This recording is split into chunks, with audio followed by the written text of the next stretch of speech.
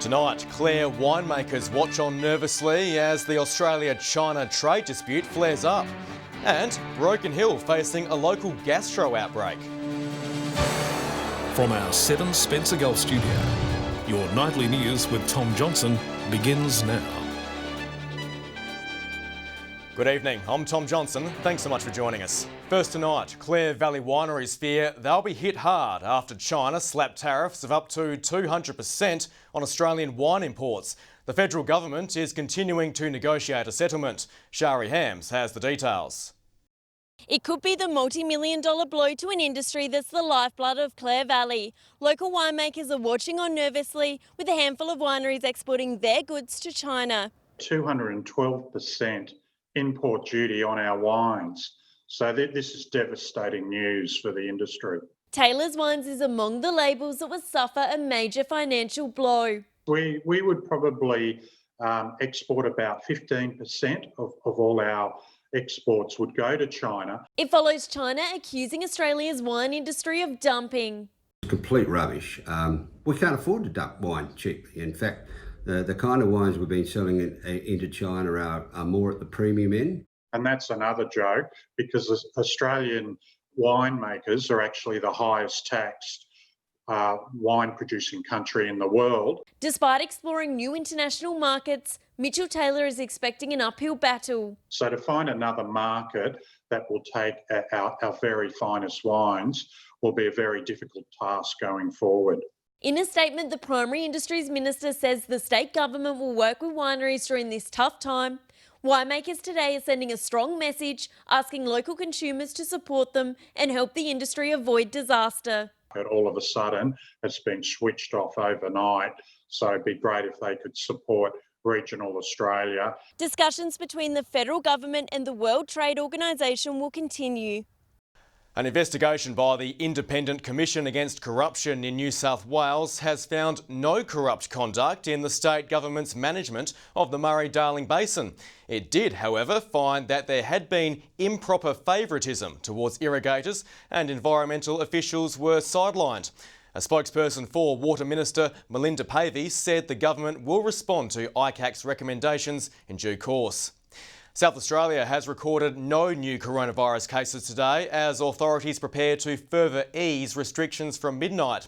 The border closure with Victoria will be lifted for the first time since March, while pubs, clubs and restaurants will also have increased capacity.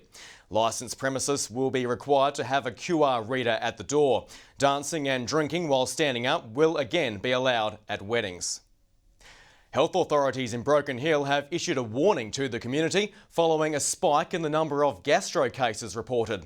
Locals are being reminded to keep personal hygiene in mind and stay home if unwell. Lachlan Itter has more. Last week, 23 cases of gastro presented here at Broken Hill Hospital. That's roughly 4 times the weekly average.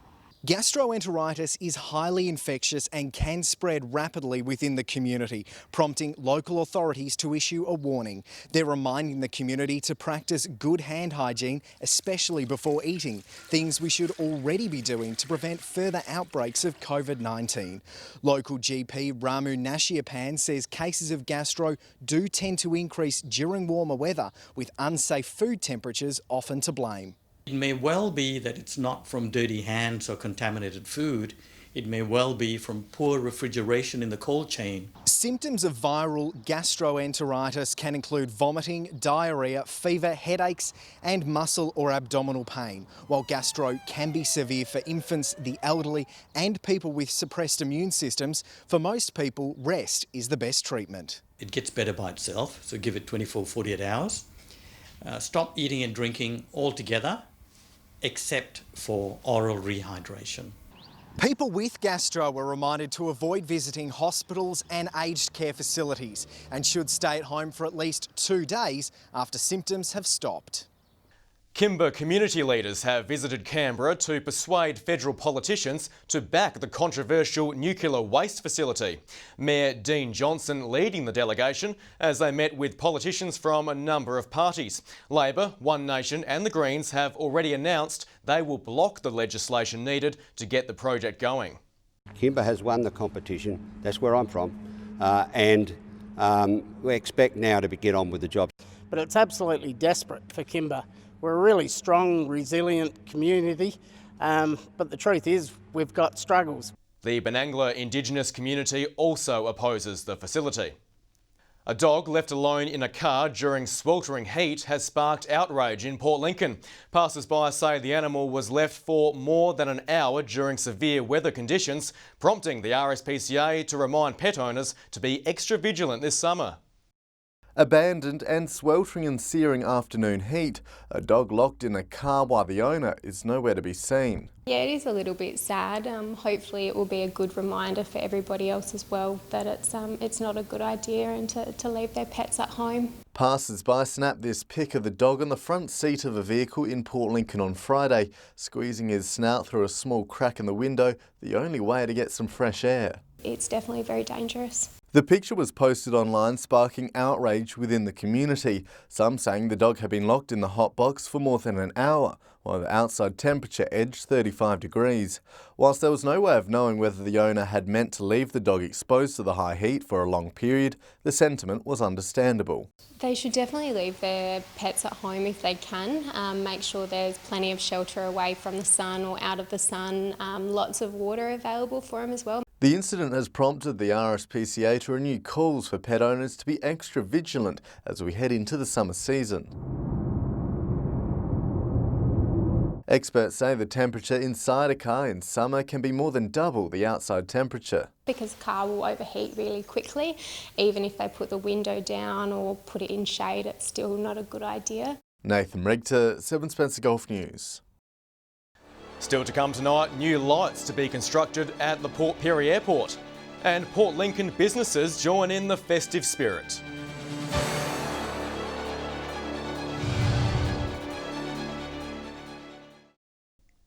Welcome back. An operational error is being blamed for a sewage spill which forced the closure of dozens of Port Lincoln beaches last week. The environmental watchdog says interviews with the ship's captain have revealed something went wrong during an approved ballast water discharge. The error saw more than 26 tonnes of sewage spill into Boston Bay instead of the wastewater. Investigations are continuing into the incident. $41 million is now available for regional airport upgrades as part of a new federal government initiative. Port Pirie's aerodrome will be one of many applying for a slice of cash, with the facility busier than ever. Regional airports have taken a real knock in 2020. COVID-19 restrictions have pushed passenger numbers down by 70%, with the Australian Airport Association estimating it's costing owners $7 million per month. New funds have been put on the table to get them to manage the turbulence, and Port Pirie Council is wasting no time to grab their share.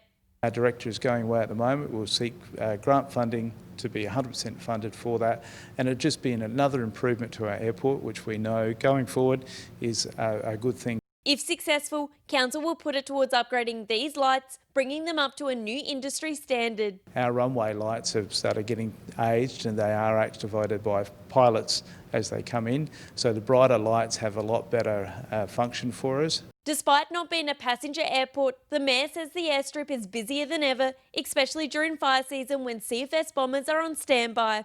It is certainly a big issue that our airport is kept up to speed with best practice in the industry. More information can be found online. Shari Hams, 7 Spencer Golf News.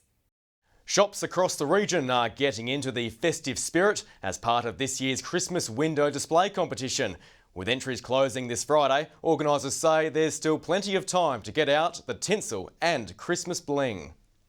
With only 25 days to go till Christmas, shops in Port Lincoln are pulling out all the stops to get into the festive spirit. So the Port Lincoln Chamber of Commerce is encouraging businesses to festive up their shop fronts and put a Christmas display in their front windows and they could win a prize. A handful of shop fronts transformed into Christmas wonderlands as part of this year's window display competition, each business putting its own signature spin on the event. Attract your customers by decorating your window, use the services and the products that you provide just to add that little extra quirky and extra level to your display. Port Lincoln's Chamber of Commerce is also running its Upcycle Christmas Tree competition, helping promote recycling to the community. materials that would otherwise go to landfill or recycling, so to repurpose material and create a tree. The event's helping promote the Shop Local campaign, supporting businesses after what's been one of the toughest years on the calendar. It's all about attracting customers to the businesses and shopping locally, so there's no better time now than support local business. Entries for the Christmas window display end this Friday, but organisers say there's still plenty of time to get creative. The winner will be announced mid-December. Nathan Regter, 7 Spencer Golf News. Flinders Ranges Council is seeking state government assistance after recent rains caused significant flood damage to local streets. The council's mayor says the disaster funding would help repair the hazardous roads. Seeking assistance to help repair a regional road network. These vital pieces of local infrastructure have seen better days, with local leaders pleading for help. We've had a lot of roads where the entire road surface, sheeting and top have all been completely washed away, and anywhere there was water running across the road, as in creek crossings, there was significant damage. The Flinders Ranges Council applying for disaster funding after a 1 in 100 year rain event flooded local roads between Quorn and Hawker in October. While roads have since been cleared, the mayor says there's still a lot of work that needs to be done. We have had the opportunity to get out there and open the roads and clean things up a bit, but there's a lot of damage, so council's had some assessments done and we'll be making application under the disaster funding to help support reinstatement of those roads. The member for Giles offering his support. These are small regional councils.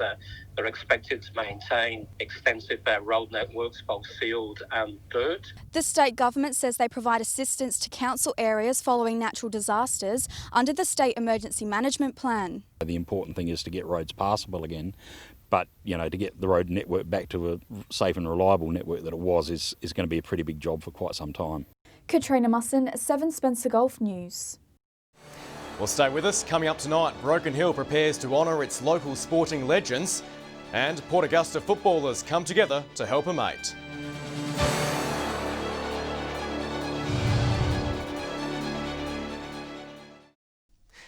Welcome back. Well, we knew it would be a hot weekend, and Broken Hill now has the record to prove it, recording its hottest November day on record. The temperature peaked at 44.7 degrees on Saturday, beating the previous record of 43.5. There's lots of other stations throughout that western part of New South Wales that have reached around the 44, 45, 46 mark. Strong winds also created some areas of raised dust, but the city was spared the worst of it. In good news for residents, the Weather Bureau is predicting cooler conditions this week. There's a push to recognise Broken Hill's elite athletes, with a virtual Hall of Fame being developed. If successful, it's hoped a physical museum could be eventually built, acknowledging the city's proud sporting pedigree. When it comes to sporting talent, Broken Hill punches above its weight, and soon everybody will be able to see that. Work is underway creating a virtual Hall of Fame to recognise our sports stars. Obviously an awful lot of AFL footballers, but we've got basketballers that have made it to the elite level. There's soccer players, Olympians, Commonwealth Games participants. Initially, the Hall of Fame will be a series of profiles on the Far West Proud website, listing each sportsperson's achievements. Over time, the plan is to add news clippings and photos to highlight their success. The long-term vision is for a physical museum or Walk of Fame to be built in the city. We'd love to get to that point of having a physical Hall of Fame, but obviously requires a lot more resources to be able to develop that. Competitive clay shooter Darren Nichols is one of the first inductees. It'd be interesting for people to have a look at and see what they've achieved and what's come out of the town. And it's not just for the big names. A local legends section will recognise grassroots achievements. Probably more so even than those who do amazing things on the field or those who've done amazing things off the field. The people who've started sports from scratch or kept sports going at times when they've been backs against the wall. A small slice of recognition for those doing the city proud. Lachlan Itter, 7 Spencer Golf News. South Augusta Football Club are putting in their preparations ahead of a charity match this weekend. The event will see a combined emergency services team take on the Bulldogs, raising money for a local footballer and his recovery. Preparing for a football match that's about more than a win. It's going to be a combination of our senior players, the South Augusta senior players, and then some kids from Clontarf from the high school and emergency services, police, fire, ambulance. The event raising funds for South Augusta footballer Will Belitho, who is facing a long road to recovery after breaking his back in the SGL preliminary final.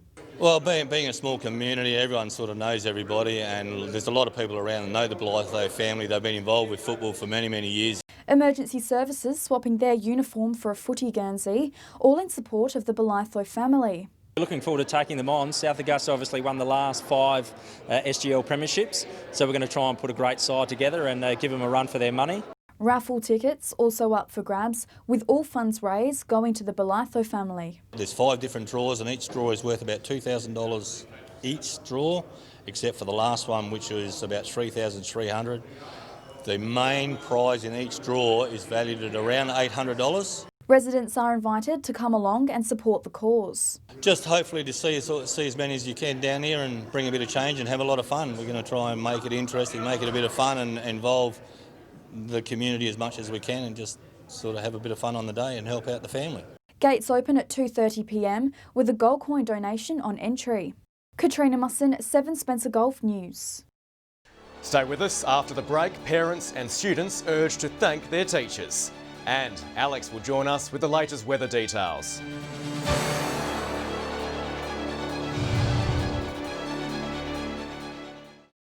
Hello again. South Australian students and parents are being invited to say thank you to the educators who have made a difference in their lives this year.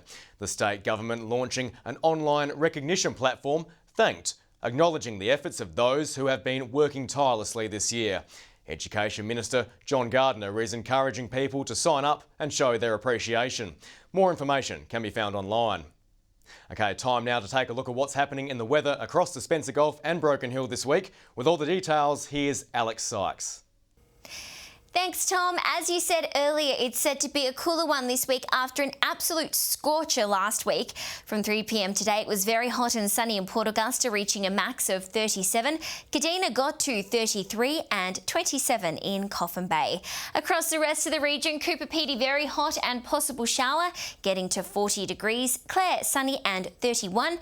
Cleve a shower or two developing, a max of 33. Woodner very hot, shower or two developing 36 degrees. Port Pirie very hot and sunny 35, Broken Hill reaching 34 degrees. Port Lincoln showers developing 26, Whyalla very hot and possible shower 36, and mostly sunny in Adelaide 31.